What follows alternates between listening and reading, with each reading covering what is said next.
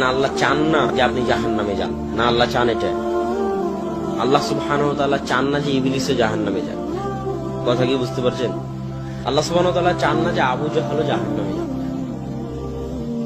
আল্লাহ চান না যে আপনিও জাহান্নামে যান। এই জন্য একজন ব্যক্তি যখন মরুভূমিতে তার উট হারিয়ে ফেলে, তো মরুভূমির রাস্তা চেনা খুব কঠিন। আপনি নিজেও একবার মরুভূমিতে হারিয়ে গেলে আর বের হতে পারবেন না। ওই একই জায়গার মধ্যে ঘুরপাক খাবেন, রাস্তা খুঁজে বের করতে পারবেন। সব দেখতে একই রকম মনে হবে, পাহাড় সব একই রকম, বালু সব একই রকম, ফিল্ড সব একই রকম, ধুধু মরুভূমি। কোন দিকে যে যাচ্ছি, কোন দিকে যে পূর্ব, কোন দিকে যে পশ্চিম, রাস্তা খুঁজে বের করে পার হতে পারবেন না। মরুভূমিতে ঘুরতে ঘুরতে মারা যাবে। উট মরুভূমির রাস্তা চিনে। তো যে ব্যক্তি মরুভূমিতে উট হারিয়ে ফেলে মানে তার মৃত্যু নিশ্চিত। একজন ব্যক্তি মরুভূমিতে উট হারিয়ে ফেলে নিজের মৃত্যুকে নিশ্চিত মনে করে যে এই মরুভূমিতে আমার তো বাঁচার পথ নাই, আমি তো আমার উটকে হারিয়ে ফেলেছি, মরতে যখন হবে তাহলে একটু বিশ্রাম করি, এখান থেকে আমার বাঁচার কোনো পথ নাই।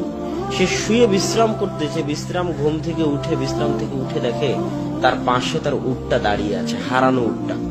তো জীবন ফিরে পেলে মানুষ যেমন আনন্দিত হয়, সে মৃত্যুর মুখ থেকে ফিরে এসে আনন্দের ঠেলায় বলতেছে, খুশির ঠেলায় বলতেছে যে আল্লাহ তুমি আমার বান্দা, আমি তোমার রব। বাক্য উল্টা করে দিয়েছে, মানে খুশির ঠেলায় হিতাহিত জ্ঞান হারিয়ে ফেলেছে।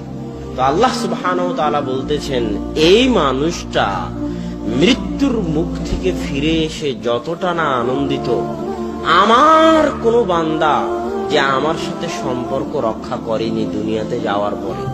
আপনাদের কয়জনের দাবি করতে পারবেন আল্লাহর সাথে সম্পর্ক আছে? কয়জন? সালাত আদায় না করলে আল্লাহর সাথে সম্পর্ক থাকে? বলেন, সালাত আদায় না করলে আল্লাহর সাথে সম্পর্ক থাকে? আপনাদের কয়জনের আল্লাহর সাথে সম্পর্ক আছে? কয়জনের দাবি করতে পারবেন যে হ্যাঁ আমার সাথে আল্লাহর সম্পর্ক আছে, ছিন্ন হয়ে যায়?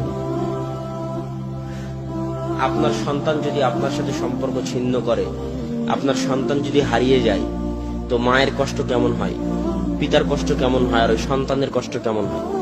ইউসুফ আলাইহিস সালাম কোথায় 20-25 বছর হারিয়ে গেছেন, বাপ জানি না ইউসুফ কোথায়। কাঁদতে কাঁদতে ইয়াকুব আলাইহিস সালামের চোখ পর্যন্ত অন্ধ হয়ে গেছে। তো বাপ কষ্টে আছে না নাই? তো সন্তানকে হারিয়ে ইয়াকুব আলাইহিস সালাম যত কষ্টে আছে, আপনি আপনার সন্তানকে হারিয়ে যত কষ্টে থাকবেন, আল্লাহ বলতেছেন যে এই যে মানুষটা মৃত্যুর মুখ থেকে ফিরে এসে তার উট ফিরে পেয়ে যতটা না আনন্দিত হয়েছে, আমি আল্লাহ আমার কোনো বান্দা যে দুনিয়াতে যাওয়ার পরে আমার সাথে সম্পর্ক রাখেনি, তাকে হারিয়ে আমি যে কতটা কষ্টে ছিলাম, সে যদি কোনোদিন আমার নিকটে ফিরে এসে তওবা করে, তো মৃত্যুর মুখ থেকে ফিরে আসা এই লোকটা যতটা না আনন্দিত, আমি আল্লাহ তার চেয়ে বেশি আনন্দিত হব। তারপরেও কি আপনি চাইবেন না আল্লাহর দিকে ফিরে যেতে, আল্লাহর সাথে সম্পর্ক তৈরি করতে? পৃথিবীতে কেউ আছে আল্লাহ ছাড়া আপনার? হ্যাঁ, পৃথিবীর সবাই ধোঁকাবাজ, আপনার স্ত্রীও ধোঁকাবাজ, স্বার্থের জন্য আপনার সাথে আছে। আপনার সন্তানও ধোঁকাবাজ, স্বার্থের জন্য আপনার সাথে আছে। স্বার্থহীন, নিঃস্বার্থ ভাবে পৃথিবীতে যদি কেউ আপনাকে ভালোবেসে থাকে, সেটা কে? আপনার প্রতিপালক। তো আল্লাহ সুবহানাহু ওয়া তাআলার এই ভালোবাসার গুরুত্ব আমাদের বুঝতে হবে এবং আমাদের উচিত যত দ্রুত সম্ভব আল্লাহর দিকে ফিরে যাওয়া। আজকেই তওবা করে আল্লাহর দিকে ফিরে যাওয়া, ওযু করে 2 রাকাত সালাত আদায় করে, বক্তব্য প্রোগ্রাম শেষ করে নিজ নিজ বাড়িতে গিয়ে ওযু করে 2 রাকাত সালাত আদায় করে সবার উচিত পুনরায় আল্লাহর সাথে সম্পর্ক তৈরি করা।